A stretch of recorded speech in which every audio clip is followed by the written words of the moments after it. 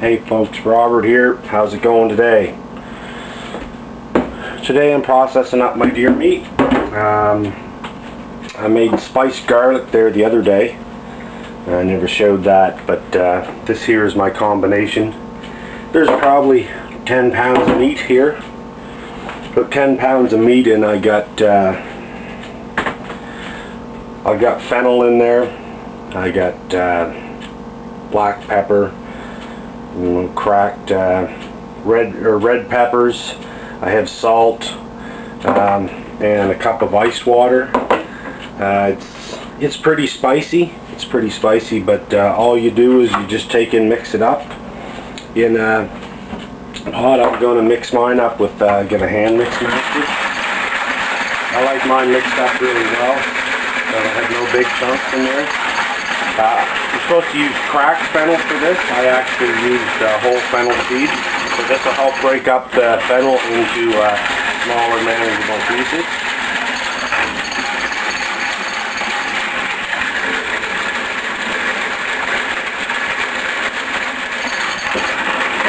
And again, this is something you can do out in the woods, because if you got a mix master like this, it don't make no difference where you're at, because you don't need no power.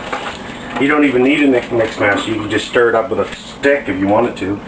So it's just that easy. I've had my mix master for a long time. I really like it. That's what it ends up looking like when it's, I don't know if you folks can see that in there, but you can see the edge of it, what it looks like. The light's not very good here, so I don't know if that's any better. So there you are, that's what it looks like. And all you do,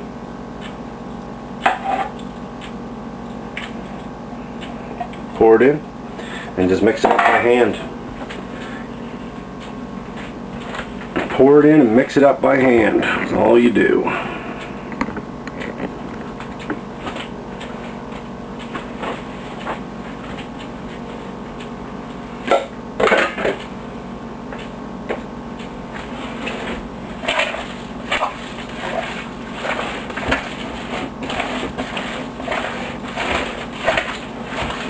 When you're making this sausage, all I usually do for mine is I just put them in a bag.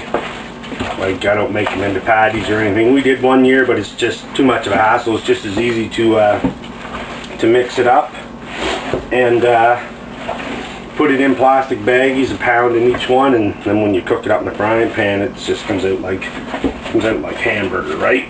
So.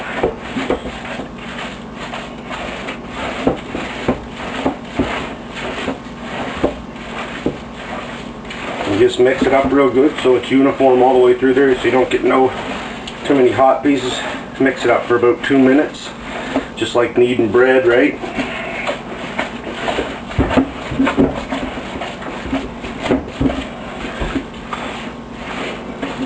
You're gonna do this for other people, I suggest you wear a glove, but this is for me and my family, so you know, it don't make no difference because I don't have a glove on. I was gonna give it to anybody. Now for bagging it. These here are just plastic bags that are like, these are 10-pound ones. They can use 7-pound ones. I like to use the 10-pound ones because they're not really any bigger around. They're not any bigger around, but they're a lot longer.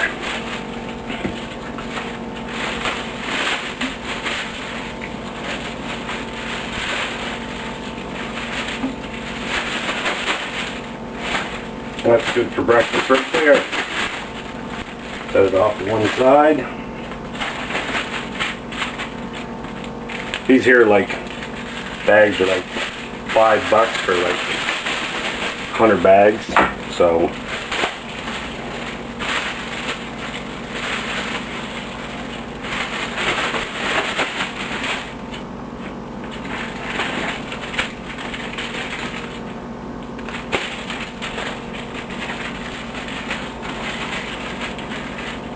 I don't like to touch the bags on the outside with my meat hand, so I try to do it one-handed. And these, I mean, this sausage is spicy, but it is some good stuff.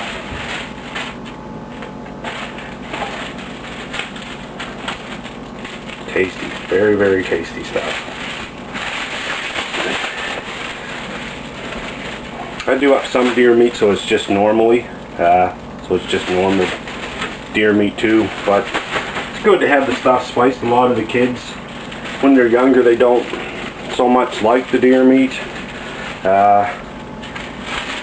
Problem with kids is their taste buds are so sensitive. Right? I know as a kid, like nowadays, I'll eat pretty much anything. As a kid, I was a fussy kid, and I mean, we weren't a rich family, so if I didn't like something, didn't eat it, well, I went hungry because we didn't have a lot of options, right?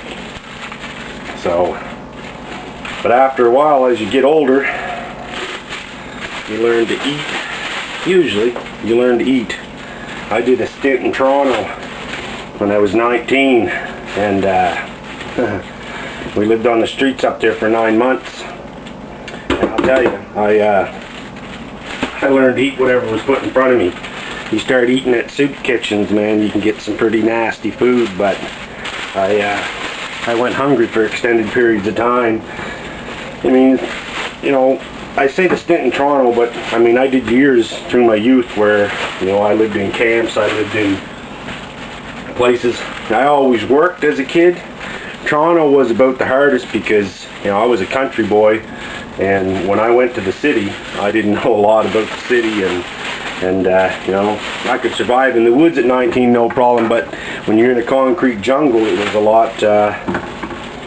a lot rougher, you know, until we found what where soup kitchens were and different things. It was, you know, eating out of garbage cans, and I don't condone that, eating out of garbage cans, man. I'm telling you, you're eating out of the garbage, you gotta be damn hungry, eh?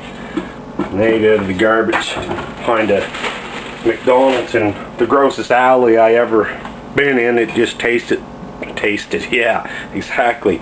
It smelled like urine and dirt, and it was just absolutely disgusting, and I ate out of the garbage, and I was sick for 4 days. So I don't condone eating out of garbage cans, but I mean, if you got to do it and that's all you can do, well, you do what you got to do, right? So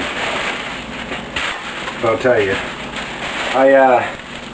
and stupid of me, it wasn't until the end that I realized that, you know, there's so many pigeons in the city. Like, I bought one of them 357 revolver handguns, and after I did that, I actually got it on a trade for something. Anyway, after I did that, I bought that. I tell you, I never went hungry in the city again, eh? Because I got no qualms about eating pigeon. And you know what?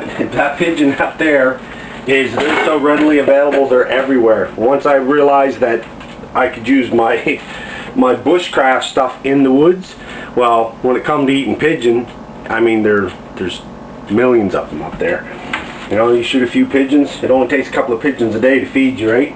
Then you only have to worry about getting some vegetables, right? So, you know, I fed all my buddies pigeons too. And they couldn't believe that they ate pigeon. It was all right until I told them they were eating pigeon, and then they all had a fit, so. But they didn't really eat anything I cooked after that was meat. Unless they seen it in the package. So, the last 2 months we were up there, we actually had an apartment, so. But I ate pigeon quite often after that. Yeah, if I was hungry and had no money for meat, boys, I'll tell you. Had no qualms about eating pigeon. There was about 8 of us that lived in that apartment back then. Yeah, and them boys all come home. I said, oh, they said, you got some money for some food? I said, yeah, boys, I did. I cooked up pigeon and potato.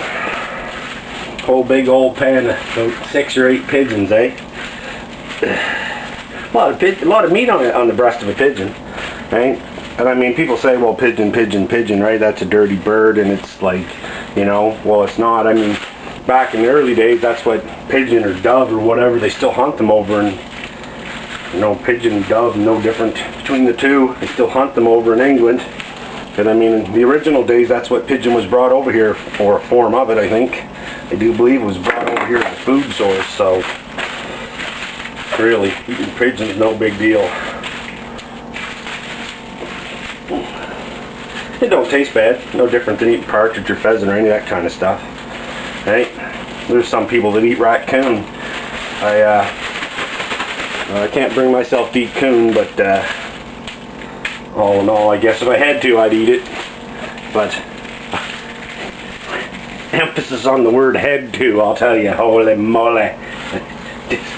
Something about coon that just gets me. I don't really know, but it's because I don't like them. I don't like the animal. I think they're nasty. I mean, not so bad in the woods, but they'll come into a damn chicken coop and kill everything in a chicken coop and just eat one friggin' egg. They're just ridiculous. They'll just kill indiscriminately. You kill your ducks, and yeah, my dog won't even eat them, so that must say something. Maybe he's just got the same taste I got. So there it is. I got 1, 2, 3, 4, 5, 6, 7, 8. 8 bags, so about probably a pound, pound and a half each. I don't know exactly what they weigh because I don't got a scale. But there they are. And I'll take a black marker and I'll go along the seam of every one and I'll go sausage on it. So that's how you make sausage out of deer meat. Nothing to her.